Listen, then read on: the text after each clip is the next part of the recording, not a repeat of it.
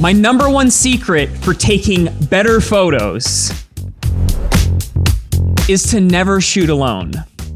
Shooting photos with others is a great way to get inspired or bounce ideas off of each other. Bringing friends with you means you have people to shoot photos of, and your friends also have someone to shoot photos of. So I'm gonna take you behind the scenes and show you what our process is like when shooting photos of each other. But what do you do if you have no one else to shoot with? Well, I'm gonna share the 3 things that I look for when shooting photos and videos with other creatives, as well as 1 bonus tip if you're shooting by yourself. 5 bonus tips. Just 1. That's just 1.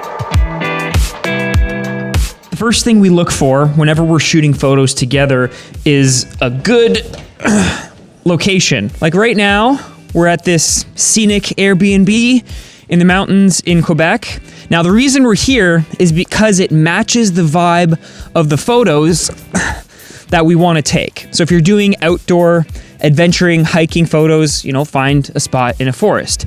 But if you're doing photos inside, find a nice Airbnb, a nice cottage, and shoot them that way. Okay, let's do a walk around because there's a few things that I'm thinking of whenever we do photos together. One is like, what are you wearing? Stefano's got black, I've got green. Like if I did a photo, maybe like on this green background, I wouldn't stand out very well. But if I do a photo in front of this wood cedar wall, that might turn out a lot better, especially because we've got all earth tones going on. Cool thing about this place is that it actually has these movable shutters. I don't know if anyone's in the washroom right now, but if I move this door, the washroom is behind, this door right here. Okay, no one's in the washroom. Rich is there, Will is somewhere in there.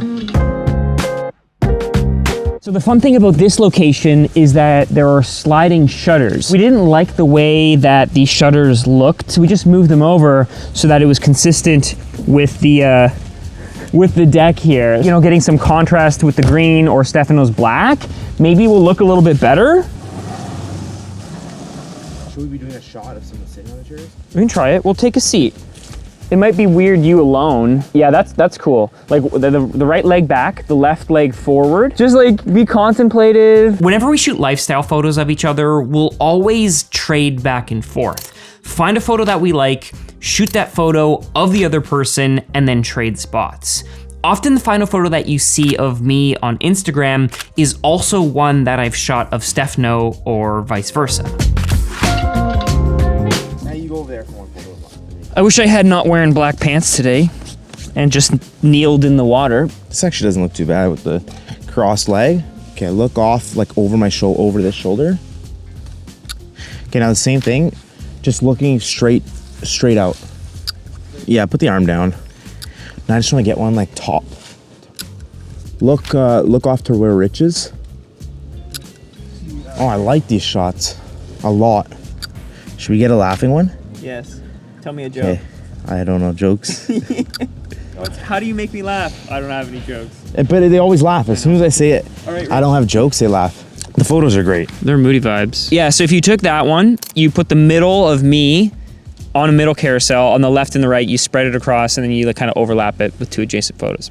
Bangers. So while we're here shooting each other, Rich is over there doing BTS of us looking at the camera. That's how you get authentic lifestyle photos. That's why you never shoot alone, everyone. Now, since we definitely are not models, we find it way easier to pose with a camera in our hands, kind of like what Rich is doing here. And whether or not your subject is a photographer or there's something else that they're interested in, giving them an object or getting them to do an action that they're familiar with will make the poses and the photos look a lot more natural. The next thing we're looking for whenever we shoot photos of each other is light.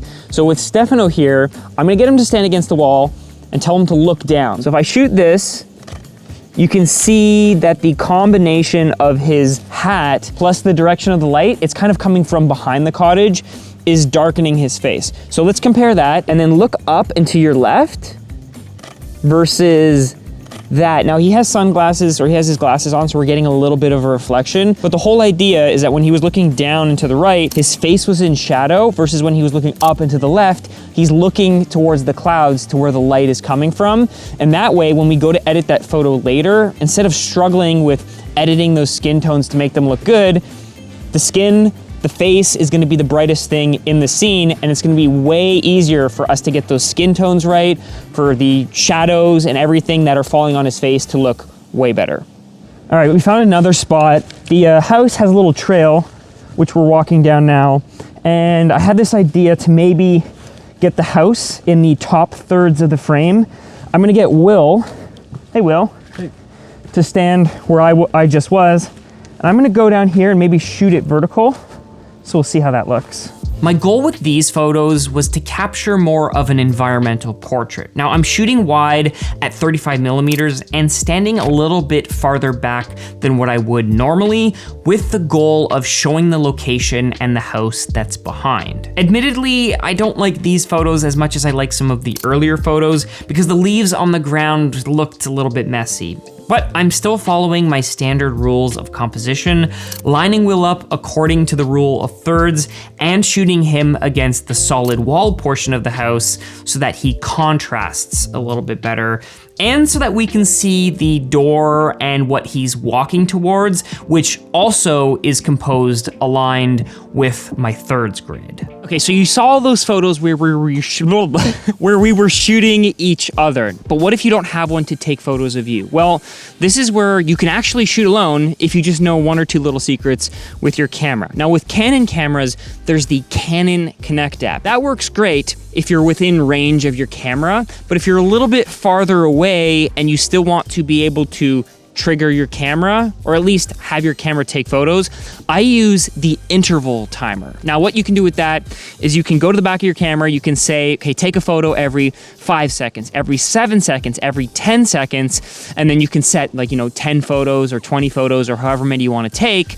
and then just sit in the spot, change your pose every few seconds. And that's one way. If you don't have someone to shoot photos of you, you can set your camera up on a tripod like what I have now, sit in the spot, let it run, and get the exact photos that you want to get. I'll demo that. I'll set that up and show you what I mean. Another tip if you're shooting alone is to set a manual focus point, or choose a spot focus that aligns with the point where you plan to stand. That way the camera doesn't change focus in the middle of your shot or doesn't accidentally miss focus. You might also need to check it a few times to make sure it's doing the right thing. But if that seems like too much work, or you have limited space on your memory card, you can also try your camera's smartphone app and take individual shots. So right now I'm using the Canon Connect app. You can see I have a screen here that I can use, and I can set it to a 2-second timer, and it goes, and then it takes my photo. See, I don't need Stefano to shoot photos of me. I just pull up the Canon Connect app and do it myself. Doesn't need friends anymore.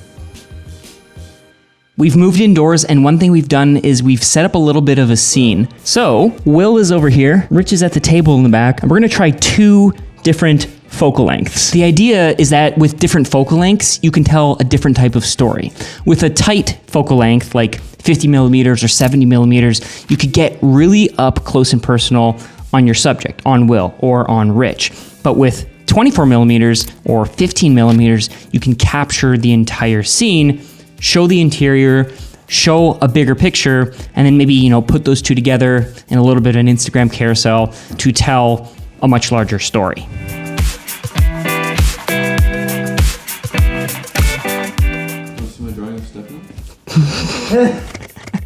Wherever you find yourself shooting, whether alone or with others, these tips are really only useful when put into practice. The real secret is grabbing your camera, getting out, and shooting as much and as often as you can.